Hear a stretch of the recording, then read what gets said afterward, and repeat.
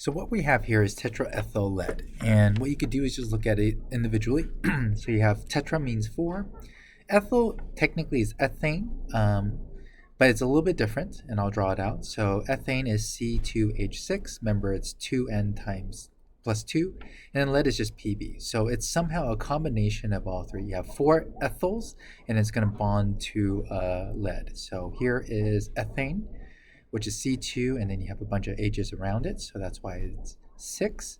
But then since it's going to bond to lead, what we're going to do is take off one of the H's or hydrogens, and when you do that, that's when the name change happens. Before it was ethane, and once it's take off the H and it's just a substituent, we do ill. So now we have four ethanes, but they're substituents, so ethyl, and then they're going to be bond around the lead. So you're just going to have this.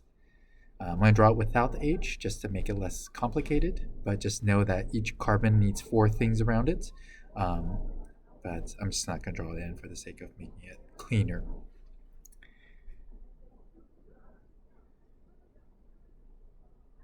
So the next one is 2-butanol. So here we have the root word, which is butane, and then you have ol, which is an alcohol or just an OH group.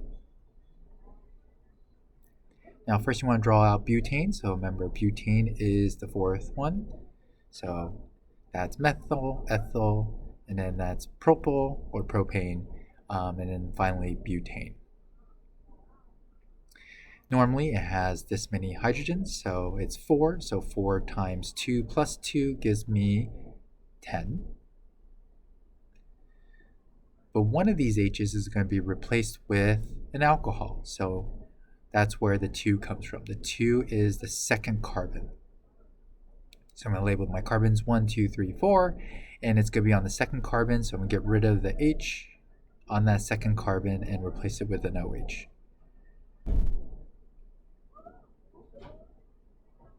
Okay. Now technically you could count from the other side. So instead of counting from the left to right, you could count it from right to left, and then put the second carbon or a second carbon on that side, but it's the same thing. All you do is kind of flip the molecule over, so either way is totally fine. Now for number 2, we're going to have a combustion reaction, and it's a complete combustion, or no, sorry, it's just a chemical reaction, not combustion. So you have C2H4 plus Cl2 is going to make C2H4Cl2, and we have the bond energies of the following.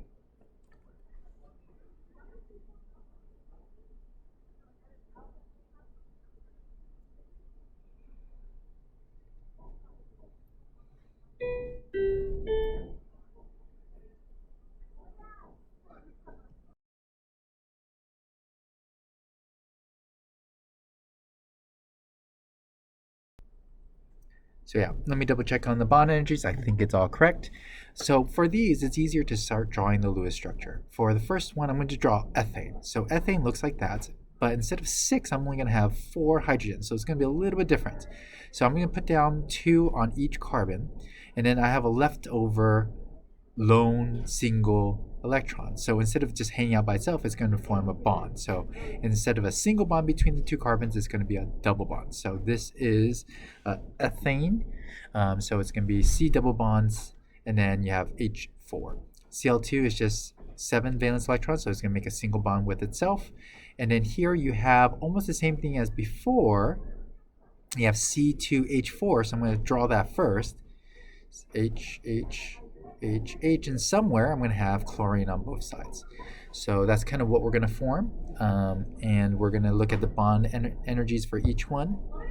And I'm going to redraw here just to show you, like, if you drew it this way as well, it is perfectly fine. In the model kit, all you do is just rotate it. This is a 2-dimensional that's trying to represent a 3-dimensional, so even if you put chlorine on the bottoms, it's totally fine. We just know that hydrogen can only bond to one thing, and chlorine or carbon can bind to 4, so that's the most logical place to put it.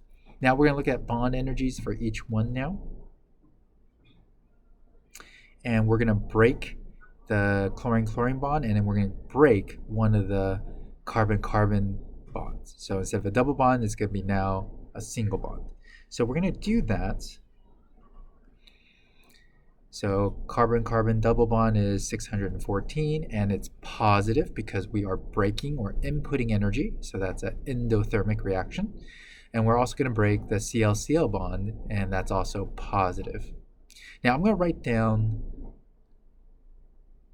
the carbon and hydrogen bond just for the sake of it, but you'll see later on that's not necessary, but I just want to show it. So we have 4 of those, and each of those is 413, and again, it's also positive. Now I'm going to do the same thing on the right side, and now we're going to form bonds. So instead of the double bond, we're going to form a single bond, so it's going to be 347, but it's going to be negative because we're gaining energy from it, or exothermic. And we're also going to form 2 carbon and chlorine bonds, so that is going to be 339. Oh, did I do it wrong? I did do it wrong, but I'll fix it later. And then we have 4 carbon and hydrogen bonds, and that is 413. Let me see, carbon, hydrogen. Oh, did I mess up twice? I did mess up twice. Let's see if I catch it again. Oh, I did catch that one. Oh, I don't think I caught the other mistake. Shucks. But anyway, maybe I do.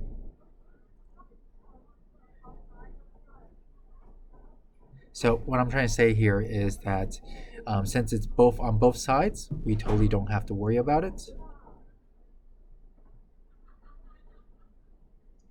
So here I do make a mistake. I don't think I correct it.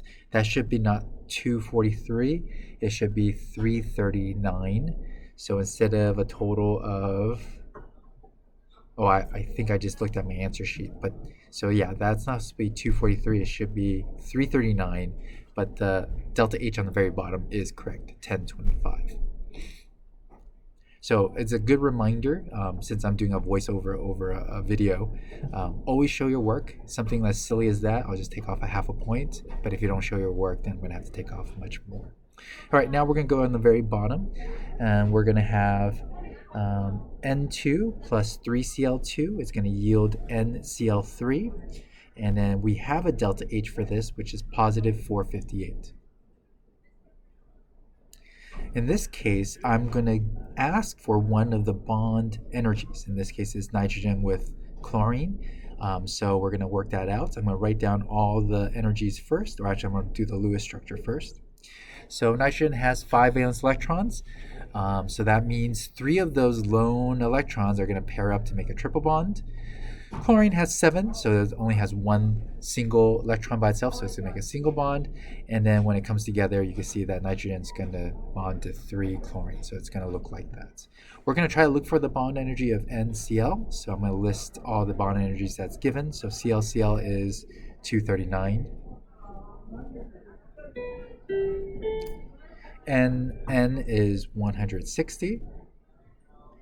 And then N double bond, N is 418, and N triple bond is 941.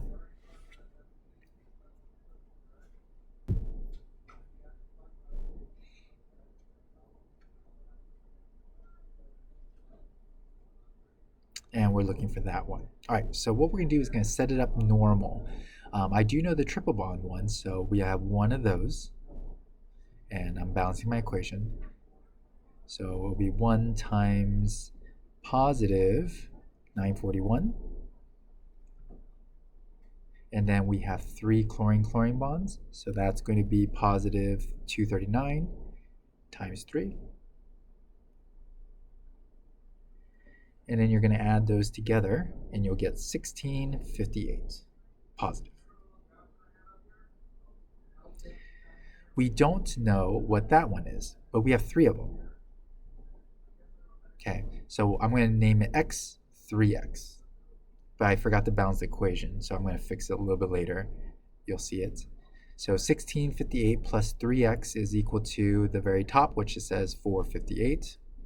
But then I catch my mistake around now. So it's supposed to be 3 NCl3s that I forgot to write in. Or 2 NCl3s. So I'll catch right there, and I change that to now, instead of 3, it's going to be 6. So again, always write down your work. A silly mistake like that is half a point, but if you don't show your work, I can't give you partial credit. So here we go. We're going to move the 1658 to the other side. So minus 1658 minus 1658, and you get negative 1200. And then I'm going to divide that by 6. So NCl is negative 200 kilojoules.